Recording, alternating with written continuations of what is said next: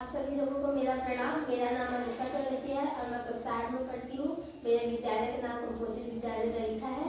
हम लोगों ने विकसित भारत विद्याथान के अंतर्गत कुछ मॉडल्स मैं और मेरे साथियों ने मिलकर बनाया है। जैसा कि आप सब देख सकते हैं, ये सारे मॉडल्स मैं और मेरे साथियों ने मिलकर बनाया है। ये जो मॉडल आप देख रहे हैं, इस मॉडल का नाम है वाटर अलार्म। जैसा कि आप सब जानते हैं कि हमारे पृथ्वी पर पानी तो बहुत ढेर सारे हैं, पर पीने योग्य पानी सिर्फ 2.5% है। इसलिए अगर हम ऐसे ही पानी को प्रायः ऐसे ही हम लोग बहा दिए जाए, मतलब पानी को ऐसे ही व्यर्थ नष्ट करते रहेंगे तो आने वाला कल इससे प्रभावित हो सकता है। और इसीलिए जैसे बहुत लोग होते हैं कि ये मोटर चालू कर देते हैं और पानी भरता रहता है और भरने के बाद गिरता रहता है पानी, लेकिन उन्हें पता नहीं चलता है कि पानी गिर रहा है। इससे पानी नष्ट होता जाता है और खराब व्यर्थ हो जाता है। इसलिए जो पानी इसमें मैं और मेरे साथियों ने मिलकर ये जो पानी इसका ये जो मॉडल बनाया है, इसका तात्पर्य ये है कि अगर हम मोटर चालू कर रहे हैं, अगर पानी भर जाएगा तो अलार्म जो रहेगा वो अपने आप बजने लगेगा। इससे हमें पता चल जाएगी कि पानी की टंकी भर गई है। इससे हम पानी की बचत कर सकते हैं। वाटर साइकिल, ये जो नदी, तालाब और ये पानी सब है, ये सूर्य का प्रकाश जो है इसको गर्म कर भाप के रूप में बदल कर उसको बादल के रूप में लाती है। तो बादल जो होता है वो संघनन की क्रिया करता है। वो संघनन की क्रिया करके फिर उसे वर्षा के रूप में, फिर उसे नदियों में वर्षा के रूप में, फिर उसे जमीन पर यानी नदियों समुद्रों में ले आता है, फिर से वर्षा के रूप में। फिर यही पानी फिर सूर्य जो रहता है वो सूर्य फिर इसको गर्म करता है, फिर ये भाप के रूप में बादल में बनती है, फिर यही संघनन की क्रिया होती है।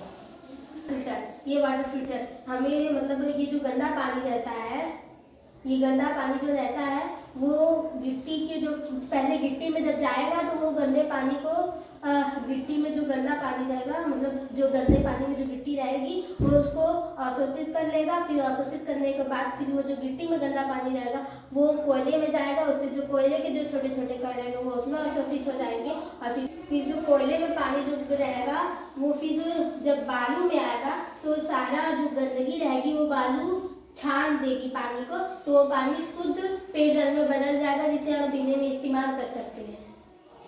और अगर हम ये ऐसा करेंगे तो जल की बहुत बचत होगी। ये पॉल्यूशन ये जो फैक्ट्रियाँ हैं, ऐसी बढ़ती जनसंख्या के कारण इतनी फैक्ट्रियाँ चालू हो गई हैं कि ऐसे जो नदी का गंदा पानी भी होता जा रहा है। इसलिए होता जा रहा है क्योंकि जो फैक्ट्रियाँ हैं, ये जो पाइप है वो ऐसे ही जो फैक्ट्रियों का गंदा पानी वैसे ही प्रायः नदियों में बहा दिए जाते हैं, जिससे नदियाँ प्रदूषित हो जाती है। आप सब देख ही सकते हैं कैसे प्रदूषित हो रही है। और ये जो वातावरण है वो कितना गर्म है, क्योंकि इसमें इतना सारा पोल्यूशन, इतना सारा प्रदूषण हो रहा है कि ये वातावरण गर्म हो जा रहा है और बादल भी काले पड़ जा रहे हैं और पेड़ पौधे सूख कर, मुरझाकर खत्म हो जा रहे हैं, नष्ट हो जा रहे हैं, जिससे हमें ऑक्सीजन की कमी हो जा रही है। और फिर पेड़ पौधे भी तो काटे जा रहे हैं, इसके लिए हमें ऑक्सीजन की और अपने लिए ये जो जनसंख्या है, ये जो फैक्ट्रियां हैं अपने काम के लिए पौधों को काट रही है, जिससे हमें और ऑक्सीजन की कमी पड़ रही है।